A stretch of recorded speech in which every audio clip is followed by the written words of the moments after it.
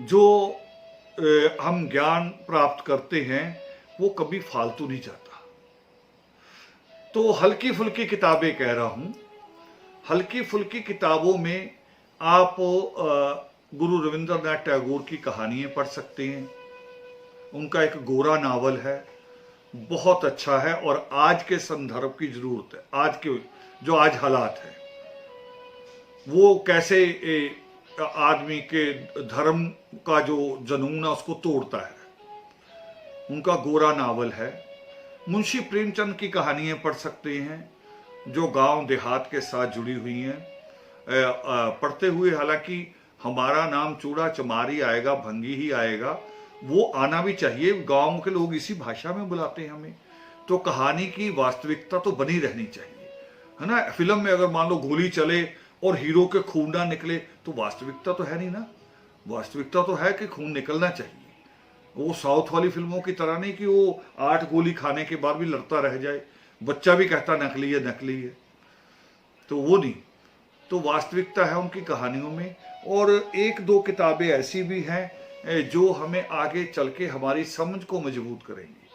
आज जो राष्ट्रवाद करते हैं उसमें रविंद्रनाथ टैगोर की स्पीचेस हैं, किताब है राष्ट्रवाद, उन्हीं की लिखी हुई उनकी स्पीचेस हैं जो उन्होंने 1917-18 में दी थी, आज से 103 साल पहले।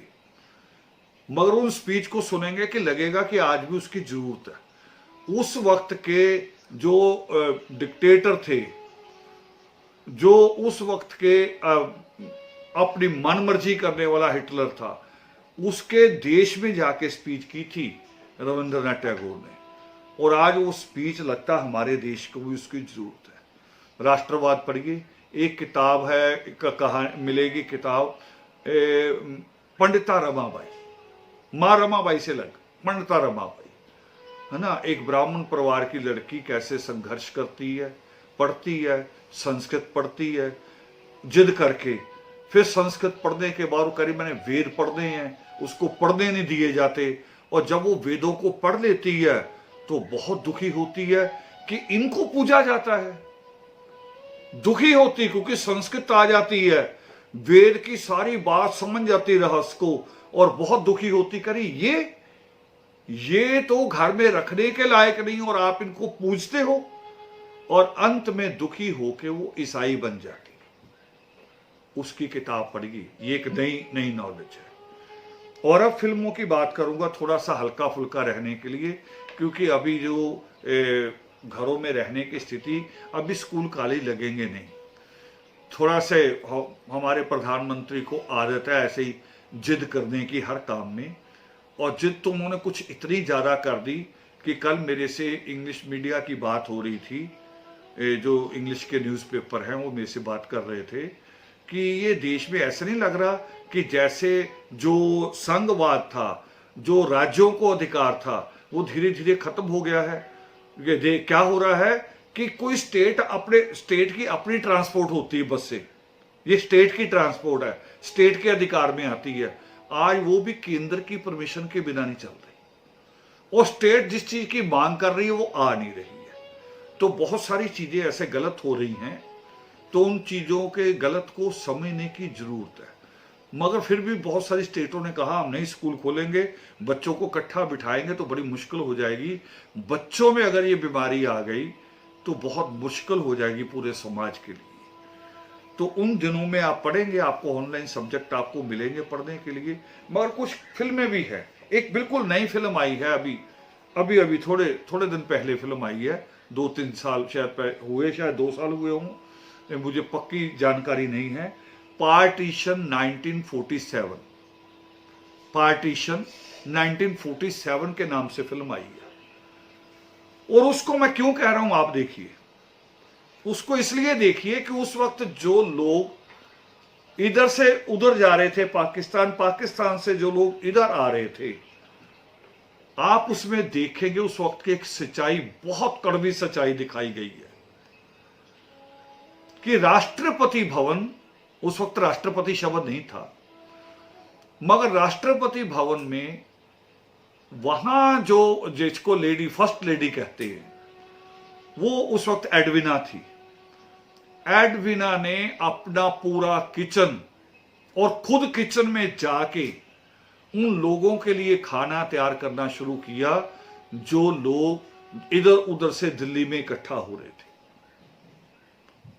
वर्कर के बीच में खड़े होके, और फिर लोगों के बीच में जो उनके कैंप बनाए गए थे, रिफ्यूजी कैंप, उनमें खाना लेके जा रही थी।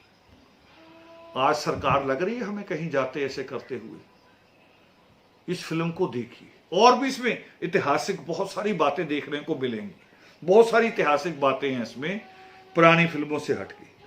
एक फिल्म आई है अब, वो भी 2-3 साल पहले शायद आई हो, टेनिस बडीज।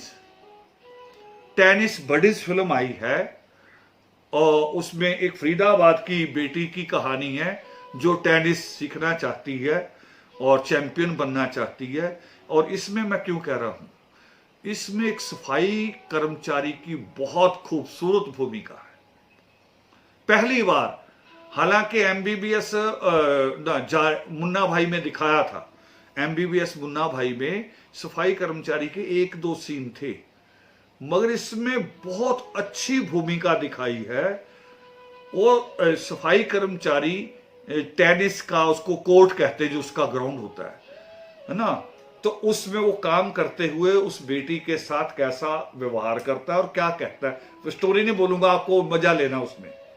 और लास्ट में जब वो बेटी जीतती है तो ट्रॉफी लेके जाती, मैं चाह रहा था फिल्म देखते देखते कि सीन ऐसे होना चाहिए कि वो ट्रॉफी अपने माँ बाप के पास भी ले जाए और उस सफाई कर्मचारी के पास भी ले जाए जो उसको ग्राउंड साफ करके देता था रोज खेलने के लिए, और लेके जाती है। आपको बहुत सारी बातें। इसके साथ चक दे इंडिया देखिए, चक दे इंडिया, जो हिंदू मुस्लिम खत्म करेगी आपके दिमाग का।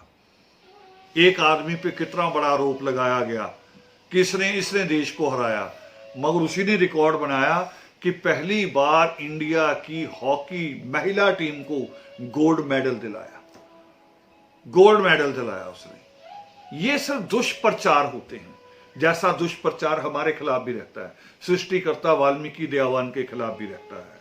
ये 1931 वाला बकवास भी रहता है कि सेंसेक्स में नाम नहीं है 1931 से पहले, 1891 से भी है हमारे पास, 1911 में भी है, 1901 में भी है।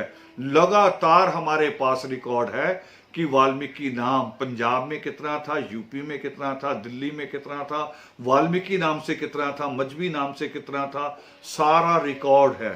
वो पूरा का पूरा रिकॉर्ड हमारे पास, हमने उसको अपनी बुक में छापा है। ये किताब पीडीएफ मिलेगी आपको, पीडीएफ मिलेगी सब साथियों के पास। इसका पीडीएफ बना दिया हमने इसीलिए ताकि आसानी से आप इसे पढ़ सकें। इसमें सारे वो दस्तावेज आपको मिलेंगे। एक फिल्म, और फिल्मों का जुनून भी होता है बच्चों के ऊपर बड़ा, है ना। इनको लगता है हीरो, पता नहीं, जैसे वो साउथ वाले हीरो आजकल एक लात मारते 20 लोग उड़ जाते हैं। एक फिल्म ऐसी भी बनी थी जो फिल्मों का ये सच दिखाती, वो फिल्म है गुड्डी, धर्मेंद्र जया भादुड़ी की फिल्म है, और 1971 में बनी थी, 1971 में 1971 में ये फिल्म बनी थी। धर्मेंद्र, अशोक कुमार भी थे इसमें, जया भादुड़ी थी। उसमें दिखाया फिल्मों का सच भी, जो कुछ हमें नजर आता वो सच नहीं होता। सच में तो आप हीरो हैं। मैं कहता हूं, कई लोगों से, माओं से बात करता हूं कि अपने बच्चों को आर्मी में भेजो, लेफ्टिनेंट बनाओ, इससे एनडीए पास कराओ, और लेफ्टिनेंट जो बनता है एनडीए पास करता है वो जीवन भर हीरो रहता है। 90 साल की उम्र में भी अगर आप मिलोगे ना किसी मिलिट्री के रिटायर्ड लेफ्टिनेंट से, उस वक्त तो उसकी बहुत प्रमोशन हो जाती है, उसके बैठने चलने फिरने का स्टाइल उस वक्त भी हीरो जैसा होता है। तो फिल्म देखिए, गुड्डी फिल्म देखिए। कॉमेडी देखनी है और शब्दों के साथ खेल देखना है, और लैंग्वेज पे भी बात है उसमें, तो 1975 में 1975 में एक फिल्म आई थी, चुपके चुपके, धर्मेंद्र और शर्मिला टैगोर की, ओम प्रकाश थे इसमें। एक फिल्म आपको बताएगी जो सूदखोरी का धंधा है, सूदखोरी का धंधा ये कैसे चलता है। सूदखोरी का धंधा तब से चलता था। आपने एक गाना सुना होगा आजादी का, फिल्में आई थी अभी थोड़े दिन पहले, दोबारा फिल्में बनी थी आज़ादी के ऊपर, भगत सिंह के ऊपर फिल्में बनी थी, तो उसमें एक गाना था पगड़ी संभाल जट्टा पगड़ी संभाल, वो सूदखोरी के खिलाफ था। पगड़ी संभाल जट्टा, पगड़ी को छेड़ कौन रहा था, पगड़ी को खतरा किससे था? वो भारत के सूदखोरों से था, बनिए से था, पूंजीपतियों से था। तो उस पूंजीपति का जो गणित है उसको समझाने वाली एक फिल्म बनी थी मदर इंडिया। बड़े आसानी से उसमें एक बेटी, फिल्म के हीरो सुनील दत्त थे, उसको समझाती है कि ये देखो तुम्हारी जमीन थोड़े से पैसों के कारण कैसे सूदखोर के पास चले गई, और सूद फिर वहीं के वहीं खड़ा, रकम फिर वहीं के वहीं खड़ी है। उस फिल्म को देखिए। इसी फिल्म पे आगे एक फिल्म बनी थी, उसमें थोड़ा सा कमर्शियल तरीका हो गया था, गुलामी, धर्मेंद्र की बनी थी, धर्मेंद्र, मिथुन चक्रवर्ती और नसीरुद्दीन शाह, समिता पाटिल थी। समिता पाटिल बहुत अच्छी एक्ट्रेस थी। गुलामी बनी थी, राजस्थान की व्यवस्था दिखाई थी उसमें, किस तरह से दलित के साथ होता, घोड़ी पे नहीं चढ़ सकता बच्चा। तो ये वो फिल्में आई हैं। और एक सीरियल बड़ा अच्छा है, टीवी पे तो नहीं आ रहा मगर आपको अलग अलग जगह मिलेगा आजकल, जो है हॉटस्टार है और जगह है, सारा भाई वर्सेस सारा भाई। वो इसलिए कह रहा हूं, उसमें जो आपकी वोकैबुलरी, एक आदमी इंग्लिश का एक वर्ड बोलता है तो उसमें एक पात्र है, क्या नाम है शायद, रत्ना पाठक। हाँ, रत्ना पाठक हैं। तो रत्ना पाठक उसका दूसरा लफ्ज बोलती है अपने, वो कह रही कि ये मेरी पोजीशन, सोशल स्टेटस के हिसाब से। अगला, यानी सीरियल का सीरियल, कॉमेडी की कॉमेडी, और शब्द सीखने को मिलते हैं भी। स्टेटस होता है, शब्दों में भी स्टेटस होता है। और मैं कहता हूं हमेशा अपने पढ़े लिखों से कि बस्ती वाली भाषा ना बोला करो। जब पढ़ते पढ़ते आप कॉलेज पहुंच जाते हो तो कोई बस्ती की भाषा बोल रहा, कोई हरियाणवी भाषा को बोल के खुश होता है, कोई यूपी की अपनी भाषा को बोल के खुश होता है। मैं कहता हूं ये नहीं। जब आप पढ़ते पढ़ते कॉलेज से आगे आप मास्टर डिग्री तक पहुंचते हैं तो आपके बोल चाल में आपकी भाषा होनी चाहिए। आपकी बोलचाल से पता लगे कि आप पढ़े लिखे हैं। उसके लिए डिग्री दिखाने की जरूरत नहीं है, आपकी भाषा में हो। तो ये सीरियल भी आपकी उस भाषा को बदलेगा, उसमें चेंजिंग लाएगा।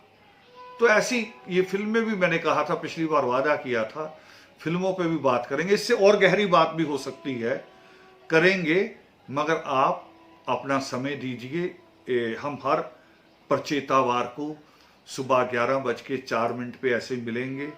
और फिर दोबारा से बता रहा हूं कि अगली बार हमारे टीचर और होंगे।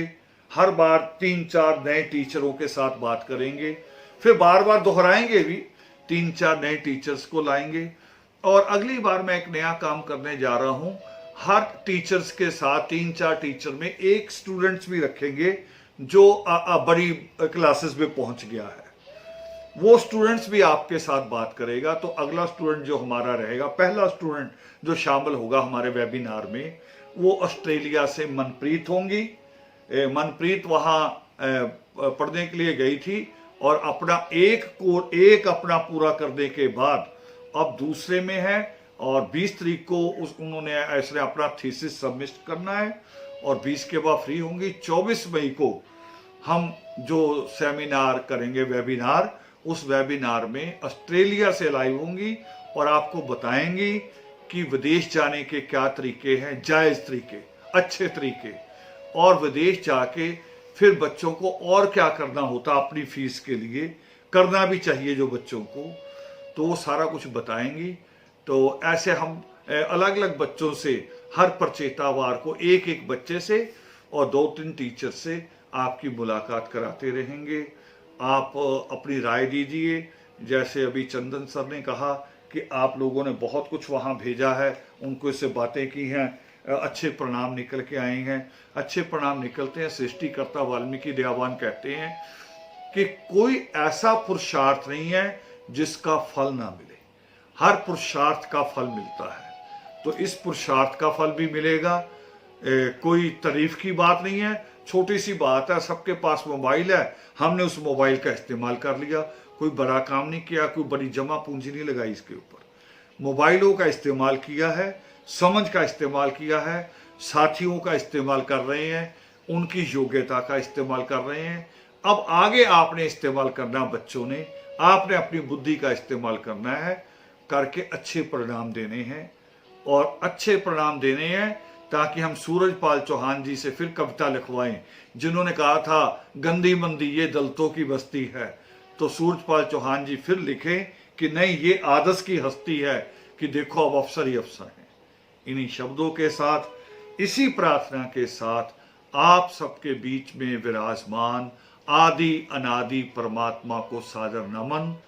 जय वाल्मीकि।